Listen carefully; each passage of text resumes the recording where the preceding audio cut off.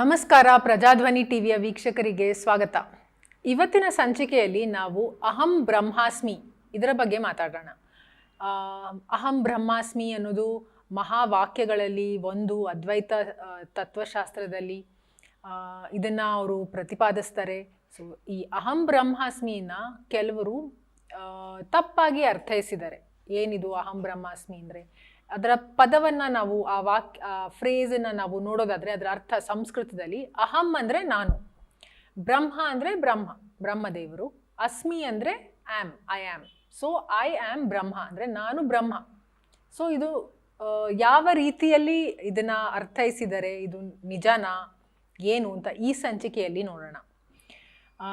ಹೆಚ್ಚಾಗಿ ಏನು ಈ ಹಲವಾರು ಸಿದ್ಧಾಂತಗಳು ಬಂದಿದೆ ಅಥವಾ ತತ್ವಜ್ಞಾನಗಳು ಬಂದಿದೆ, ಇದೆಲ್ಲ ಸಂಸ್ಕೃತದ ದೊಡ್ಡ ದೊಡ್ಡ ಪದಗಳನ್ನು ತಗೊಂಡು ಅದನ್ನು ಸುಮಾರು ಜನ ಕಲಿಯುಗದಲ್ಲಿ ಸಂಸ್ಕೃತದ ನಿಜವಾದ ಜ್ಞಾನ ಇಲ್ಲದೆ ಅದನ್ನು ತಪ್ಪಾಗಿ ಅರ್ಥೈಸಿದ್ದಾರೆ. ಯಾಕಂದರೆ ಸಂಸ್ಕೃತಕ್ಕೆ ಒಂದೇ ಪದಕ್ಕೆ ಹಲವಾರು ಅರ್ಥಗಳಿರುತ್ತೆ. ಅದು ಹೀಗೆ ಅಂತಲೂ ಹೇಳಕ್ಕೆ ಬರಲ್ಲ. ಅದಲ್ಲದೆ ಋಷಿಗಳು ಯಾವ ಥರದ ಸಂಸ್ಕೃತ ಭಾಷೆಯನ್ನು ಮಾತಾಡ್ತಾ ಇದ್ರು ಅಂದರೆ, ಒಂದು ಋಷಿ ಮಾತಾಡ್ತಾ ಇದ್ದಿದ್ದ ಸಂಸ್ಕೃತ ಭಾಷೆ ಇನ್ನೊಂದು ಋಷಿಗೆ ಗೊತ್ತಾಗ್ತಾ ಇರಲಿಲ್ಲ. ಯಾಕಂದರೆ ಎಲ್ಲರೂ ಅವರದ್ದೇ ಒಂದು ಪ್ಯಾಟರ್ನ್, ಫಾರ್ಮ್ಯಾಟ್, ಲ್ಯಾಂಗ್ವೇಜನ್ನ, ಭಾಷೆಯನ್ನು ಅವರು ತಯಾರಿಸ್ತಾ ಇದ್ರು. ಸೊ ಹಾಗೆ ನಾವು ಕಲಿಯುಗದಲ್ಲಿ ಅವರು ಯಾವ ಕಾಂಟೆಕ್ಸ್ಟಲ್ಲಿ ಹೇಳಿದ್ದಾರೆ, ಏನಿದು ಕತೆ ಅಂತ ನಮಗೆ ಗೊತ್ತಿಲ್ಲ. ಐ ಆಮ್ ಬ್ರಹ್ಮ ಅಂದರೆ ನಾನು ಬ್ರಹ್ಮ, ನಾನೇ ರಚನೆಕಾರ, ನಾನು ಎಲ್ಲವನ್ನ ರಚನೆ ಮಾಡೋಕ್ಕೆ ನನ್ನಲ್ಲಿ ತಾಕತ್ತಿದೆ ಅಂತ ಏನು ಜನರು ಅದಕ್ಕೆ ಒಂದು ಅರ್ಥವನ್ನು ಕೊಟ್ಟಿದ್ದಾರೆ. ಇದನ್ನು ಹೇಗೆ ಅರ್ಥ ಮಾಡ್ಕೋಬೇಕು ಅಂದರೆ, ನಾವೆಲ್ಲರೂ ನಮ್ಮ ಜೀವನ ಸಣ್ಣ ಮಟ್ಟದಲ್ಲಿ ಏನಿದ್ದೀವಿ, ನಾವು ನಮ್ಮ ಜೀವನ, ನಮ್ಮ ಪ್ರಪಂಚ, ನಮ್ಮ ಮನೆ, ಅಷ್ಟನ್ನು ಮಾತ್ರ ನಾವು ನಮಗೆ ಹೇಗೆ ಬೇಕೋ, ನಮ್ಮ ಯಾವ ತಾಕತ್ತಿದೋ, ಎಷ್ಟು ಶಕ್ತಿ ಇದೆಯೋ ಅದರಂತೆ ನಾವು ರಚನೆ ಅಥವಾ ಸೃಷ್ಟಿ ಮಾಡ್ಕೊಳ್ಳೋದಕ್ಕೆ ಸಾಧ್ಯ.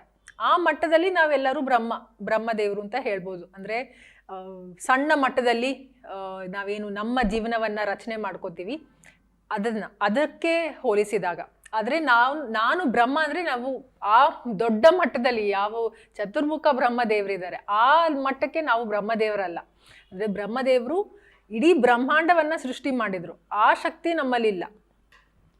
ಸೊ ಇದು ಕೂಡ ಒಂದು ತಪ್ಪು ರೀತಿಯಲ್ಲಿ ಅದನ್ನು ಅರ್ಥ ಮಾಡಿದ್ದಾರೆ. ಇನ್ನೊಂದು ರೀತಿಯಲ್ಲಿ ತಪ್ಪು ಅರ್ಥ ಹೇಗೆ ಮಾಡಿದ್ದಾರೆ ಅಂದರೆ, ಬ್ರಹ್ಮನ್ ಅಂತ ಹೇಳ್ತಾರೆ. ಬ್ರಹ್ಮನ್ ಅಂದರೆ ಫುಲ್ ಪರಮಾತ್ಮ. ಸೊ ಅಹಂ ಬ್ರಹ್ಮಾಸ್ಮಿ ಅಂದರೆ ನಾನೇ ಪರಮಾತ್ಮ ಅಂತ ಹೀಗೆ ಅರ್ಥ ಮಾಡ್ಕೊಂಡಿರೋರು ಇದ್ದಾರೆ, ಈ ಥರ ಅರ್ಥ ಮಾಡ್ಕೊಂಡಿರೋರು ಇದ್ದಾರೆ. ಇದು ಕೂಡ ತಪ್ಪು. ಯಾಕಂದರೆ ನಾವು ಜೀವಾತ್ಮರು, ನಾವು ಎಂದಿಗೂ ಪರಮಾತ್ಮ ಆಗೋಕ್ಕೆ ಸಾಧ್ಯ ಇಲ್ಲ. ಪರಂ ಅಂದರೆ ಯಾರು? ಹೈಯೆಸ್ಟ್, ಸುಪ್ರೀಂ ಅಲ್ವಾ? ಯಾರು ಸಂಪೂರ್ಣವಾಗಿ ಪರಮ ರೂಪದಲ್ಲಿ ಇರುವ ಆತ್ಮ ಯಾವುದೋ ಅದು ಪರ್ಫೆಕ್ಟ್ ಆಗಿರೋದು ಪರಮಾತ್ಮ. ಸೊ ನಾವೆಲ್ಲರೂ ಇಂಪರ್ಫೆಕ್ಟ್, ನಾವು ಪರಮಾತ್ಮನದ ಒಂದು ಸಣ್ಣ ಅಂಶ ಅಷ್ಟೇ, ನಾವೆಲ್ಲರೂ ಜೀವಾತ್ಮರು. ಸೊ ಈ ಅಹಂ ಬ್ರಹ್ಮಾಸ್ಮಿ ಅಂತ ಹೇಳ್ತಾ ಅದನ್ನು ರಿಪೀಟ್ ಮಾಡ್ತಾ ಜನರು ತಪ್ಪಾಗಿ ಬೇರೆ ಬೇರೆ ರೀತಿಯಲ್ಲಿ ಅರ್ಥ ಮಾಡ್ಕೊಂಡಿದ್ದಾರೆ. ಸೊ ಇದು ಒಂದು ಕನ್ಫ್ಯೂಷನ್ ಕ್ರಿಯೇಟ್ ಮಾಡುತ್ತೆ. ನಾವೆಲ್ಲರೂ ಕ್ರಿಯೇಟರ್ಸೇನೆ, ಆದರೆ ನಮ್ಮ ಜೀವನ ಸಣ್ಣ ಮಟ್ಟದಲ್ಲಿ ಏನು ನಮಗೆ ಶಕ್ತಿ ಇದೆಯೋ ಅದರಂತೆ ನಾವೇನು ರಚನೆ ಮಾಡೋಕ್ಕಾಗುತ್ತೋ, ನಮ್ಮ ಡೆಸ್ಟಿನಿ ಅಂತ ಏನು ಹೇಳ್ತೀವಿ, ನಮ್ಮ ಹಣೆ ಬರಹವನ್ನು ನಾವೇ ಸೃಷ್ಟಿಸ್ಕೊಳ್ಬಹುದು. ಅಂದರೆ ನಮ್ಮ ಸರಿಯಾದ ಕರ್ಮವನ್ನು ಮಾಡಿ ಒಳ್ಳೆಯ ಭವಿಷ್ಯವನ್ನು ಸೃಷ್ಟಿಸ್ಕೋಬೋದು. ಉಲ್ಟನೂ ಆಗುತ್ತೆ, ಅದು ವಿರುದ್ಧವೂ ಆಗುತ್ತೆ. ನಾವು ತಪ್ಪಾದದ್ದನ್ನು ಮಾಡಿದಾಗ ತಪ್ಪು ಭವಿಷ್ಯನೂ ಸೃಷ್ಟಿಯಾಗತ್ತೆ. ಸೊ ಆ ಮಟ್ಟದಲ್ಲಿ ಮಾತ್ರ ಇದನ್ನು ಅರ್ಥ ಮಾಡ್ಕೋಬೇಕು. ಹೊರತು ನಾವು ಏನು ಅಹಂ ಬ್ರಹ್ಮಾಸ್ಮಿ ಅಂದರೆ ಒಂದು ಈಗೋ, ನಮ್ಮ ಅಹಂಕಾರವನ್ನು ಬೂಸ್ಟ್ ಮಾಡೋದಕ್ಕೆ ಏನು ಅಹಂ ಬ್ರಹ್ಮಾಸ್ಮಿ ಅಂತ ಜನರು ಹೇಳ್ತಾರೆ, ಅದು ತಪ್ಪಾಗತ್ತೆ. ಇದಕ್ಕೆ ಒಂದು ಕತೆ ಇದೆ. ಈ ಕತೆ ಒಂದು ಇಂದ್ರ ಮತ್ತು ವಿರೋಚನ ಅಂತ ಅಸುರ ಇಬ್ಬರೂ ಒಟ್ಟಿಗೆ ಒಂದೇ ಸಮಯಕ್ಕೆ ಬ್ರಹ್ಮದೇವರ ಹತ್ರ ಹೋಗ್ತಾರೆ, ಯಾವುದೋ ಒಂದು ಈ ಅಹಂ ಬ್ರಹ್ಮಾಸ್ಮಿ ಕಾನ್ಸೆಪ್ಟ್ನ ಕಲಿಯೋದಕ್ಕೆ. ಸೊ ಬ್ರಹ್ಮದೇವರು ಇಬ್ಬರಿಗೂ ಅಹಂ ಬ್ರಹ್ಮಾಸ್ಮಿ ಏನು ಅಂತ ಪಾಠ ಮಾಡ್ತಾರೆ. ಆದರೆ ಇಬ್ಬರೂ ಅದನ್ನು ಅರ್ಥ ಮಾಡ್ಕೊಂಡಿರೋದು ಬೇರೆ ಬೇರೆ ರೀತಿಯಲ್ಲಿ. ಇಂದ್ರ ಅದನ್ನು ಹೇಗೆ ಅರ್ಥ ಮಾಡ್ಕೊಂಡಿರೋದು ಅಂದರೆ, ಓಕೆ, ಅದನ್ನು ಬೇರೆ ರೀತಿಯಲ್ಲಿ ಅರ್ಥ ಮಾಡಿಕೊಂಡು ಇದನ್ನು ನಾನು ಸರಿಯಾದ ರೀತಿಯಲ್ಲಿ ಒಳ್ಳೆ ಗುಣಗಳನ್ನು ಅಳವಡಿಸ್ಕೊಂಡು ನನ್ನನ್ನು ನಾನು ಅರ್ಥ ಮಾಡಿಕೊಂಡು ನನಗೂ ಪರಮಾತ್ಮನಿಗೂ ಏನು ಸಂಬಂಧ ಇದೆ ಅದನ್ನು ಅರ್ಥ ಮಾಡ್ಕೋಬೇಕು ಅಂತ ಆ ದಿಕ್ಕಿನಲ್ಲಿ ಹೋದದ್ದು. ಅದೇ ಸಮಯದಲ್ಲಿ ಈ ವಿರೋಚನ ಅನ್ನೋ ಅಸುರ ಏನು ಅರ್ಥ ಮಾಡ್ಕೊಂಡಿದ್ದು ಅಂದರೆ ನಾನೇ ಪರಮಾತ್ಮ ಅಂತ.